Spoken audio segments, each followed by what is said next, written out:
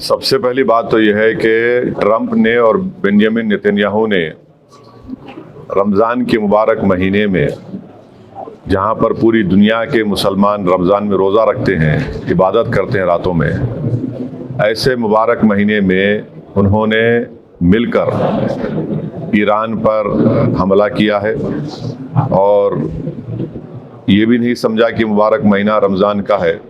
मगर खैर, वो तो इंसानियत को नहीं मानने वाले हैं बेंजामिन नेतन्याहू, और जो हमला हुआ ईरान के ऊपर हम उसकी मजम्मत करते हैं। और ख़ास तौर से जब जेनीवा में बातचीत के ज़रिए से एक ब्रेक थ्रू हुआ था, और हो सकता था कि अगर वो बातचीत को मान लेते तो जितने न्यूक्लियर स्टॉक पाइल्स थे ईरान के पास वो शायद इस्तेमाल नहीं होते।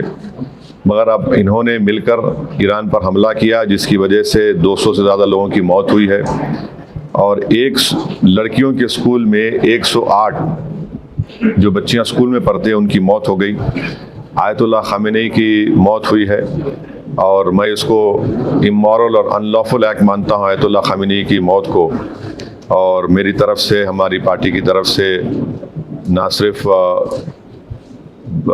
उनके शिया वर्ल्ड को बल्कि पूरे लोगों को जो उनको अपना रहबर मानते थे, शिया कौम उनको अपना रहबर मानती थी, और हम ये मुतालबा करते हैं कि ये जंग ख़त्म होनी चाहिए और भारत सरकार को इसमें अपना रोल निभाने की ज़रूरत है।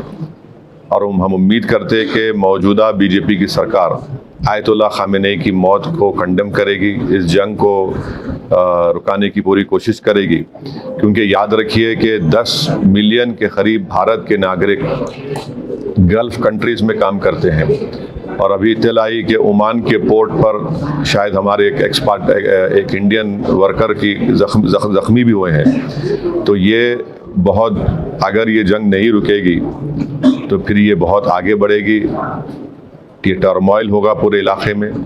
और आपको अंदाज़ा भी नहीं है कि कई भारत के लोग जो उम्रा करने के लिए गए हैं और वो ट्रैवल एजेंट के ज़रिए जाते, पैसे देते 2 दिन मक्के में या 3 दिन मदीने में, अब उनके पास पैसे नहीं है, वहाँ पे फ़्लाइट ही नहीं उड़ रही है वहाँ पे।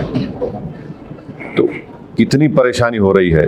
और साथ ही साथ आप ये भी बात जानते हैं कि हमारे जो पड़ोसी मुल्क है और जो इजराइल है, ये दोनों मुल्क अपने पड़ोसियों को चैन से जीने नहीं दे रहे।